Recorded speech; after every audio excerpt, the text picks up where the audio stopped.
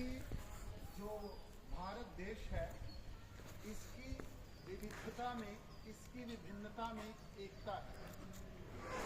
इसका अभिप्राय क्या है? इसका अभिप्राय ये है कि हमारे देश में विभिन्न प्रकार की बोलियां, विभिन्न प्रकार की भाषाएं, विभिन्न जाति समुदाय के लोग रहते हैं और विभिन्न प्रकार की भाषाएं बोली जाती हैं। उन सभी भाषाओं को एक ध्वज के नीचे लाने का प्रयास माननीय प्रधानमंत्री नरेंद्र मोदी जी के द्वारा किया जा रहा है, जो कि एक सकारात्मक पहल है, एक दूरगामी सोच का परिचय है। आप इस बोर्ड के ऊपर एक टाइटल पढ़ रहे होंगे, देखना जरा क्या लिखा है इसके ऊपर।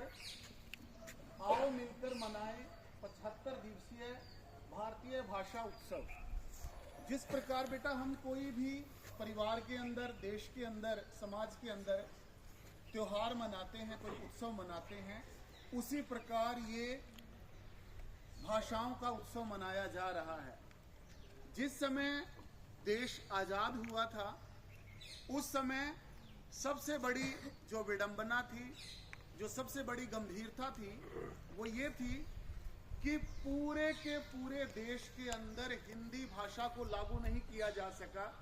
आप छोटे बच्चे हैं बेटा, आपको नहीं पता उस समय क्या हुआ था।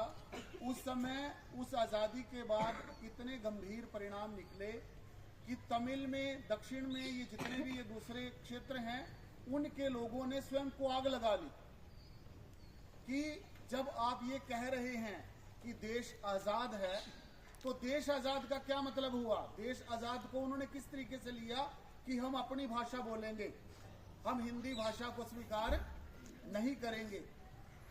उसी राष्ट्रीय एकता को समृद्ध करने के लिए, उसी राष्ट्रीय एकता को प्रगाढ़ करने के लिए देश के द्वारा जो ये 75 दिवसीय, 75 दिवसीय जो मनाया जा रहा है, ये हिंदी जगत में अभी तक जो हिंदी की जितनी भी प्रतियोगिताएं हुई है ना बेटा, उसमें सबसे बड़ी प्रतियोगिता है ये। और इसका पूरा श्रेय हमारे जो यशस्वी शिवोम सर हैं और इनके साथ जो ये 100 बच्चे कम से कम लगे हुए हैं, और हमारा जो स्टाफ है जो अपनी भागीदारी सुनिश्चित कर रहा है। जोरदार करतल ध्वनि से